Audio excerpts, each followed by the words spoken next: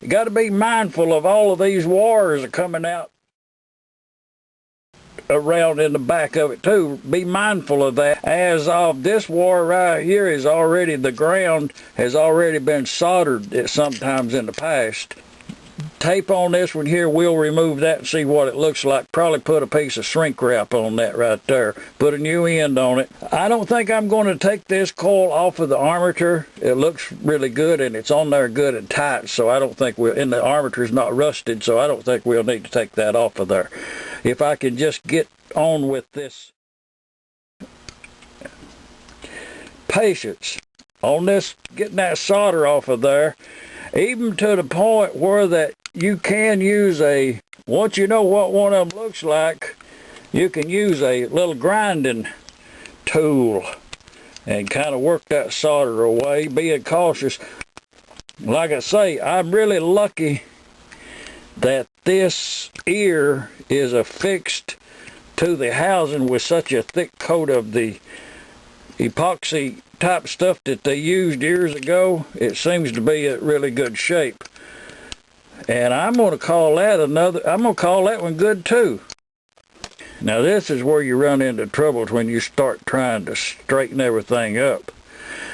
But, oh yeah, we okay. We okay. You know, sometimes you'll get one like this where you can work with it, and then sometimes you won't. Just a little bit of lacquer thinner on a cloth. I went all over the whole complete thing. And I do like to use lacquer thinner on these, just a small amount. Seems like it dissolves that old-time coating that they put on these coils. What we are up to now is I did take a little piece of sandpaper and kind of dress those shoes down just a little bit there. The coil itself cleaned up real good. The ears are good and tight. We lucked out on this one. And I didn't remove this coil from the housing. To remove that, to remove the coil here, to replace that, you pry up that little ear right there, that little brass thing straight up, and then you can pull that coil off of there. Most of the time they'll get, through the years, they get dissolved, the coating, and it'll stick on there. If you got one good and tight like this one, don't be fooling with it. The only thing I'm going to do now is I'm going to cut this end off right here. I'm going to cut that end off, and I'm going to slip a covering over top of this output lead here, as this is the hot one and this one over here is the ground one. Cover this up and then put with a piece of heat shrink tubing, and then I'll reattach a eyelet. We'll see what it looks like then. A couple of thoughts about these coil on any kind of engine.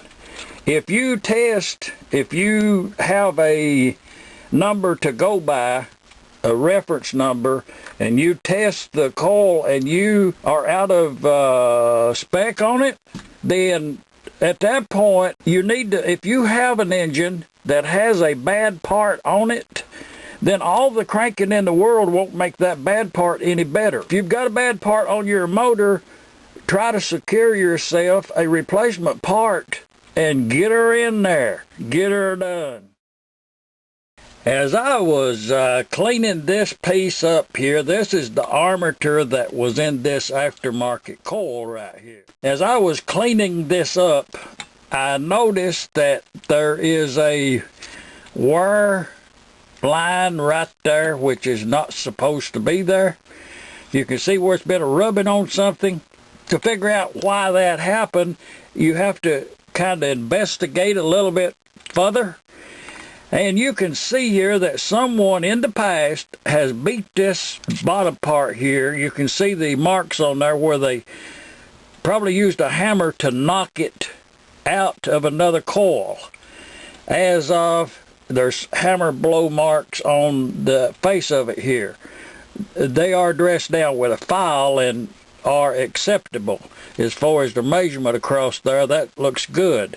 But this down here, what happened is if you come over on the edge over yonder and measure that, get a true reading how wide that lamination should be, and then come over here in the middle, you see yonder, it's almost one lamination too wide. So what had happened when they beat that with a hammer, it spreaded that apart, enough to where it made that rub. So what going, and you can come on the back there and you can see the protrusions, the damage where they hit it with the hammer. To fix that, what I'm going to do is take the grinder, a file of maybe a radius file, and I'm going to knock those high places down to where I get back to this measurement here. That has to be set right before you use this again. If not, when you put it back on there, it'll just rub again. Be vigilant when you're working on something. Question yourself, why did that happen? Is y'all see them shiny places around that circumference right there, those shiny places? Right there's where it was a rubbing, there and here. It was warped. And every one of them shiny places yonder is where someone has had a screwdriver in behind that. Both of these, you can see where it was pried, and there is nothing to be gained by prying behind this cover here.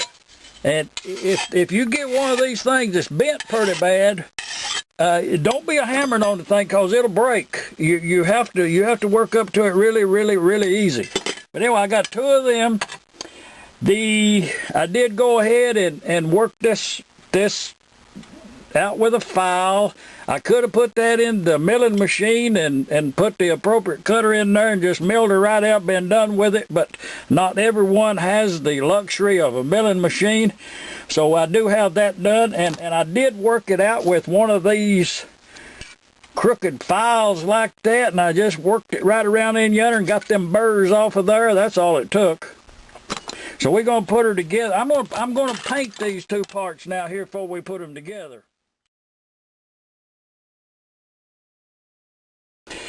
Yes, I do prefer. The only thing that I have found out through years of tinkering with these old Maytags,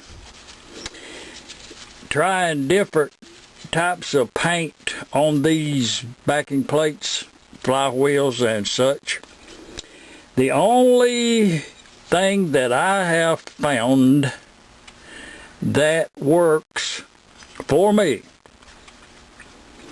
is this rust-oleum. Put a small amount in a small container rather than having a quart can open to go bad. Put a liberal coat, not to the point of puddling, but this good clean aluminum will actually, seems like it wants to absorb some of this paint. This actually, I have painted these. Now, do not use the spray can rust-oleum. Do not use the spray can. It will not stay on there. I will give you a heads up. The same number, the same paint, the same color, the same brand in a spray can just is not the same as this brush on. I will advise you to that.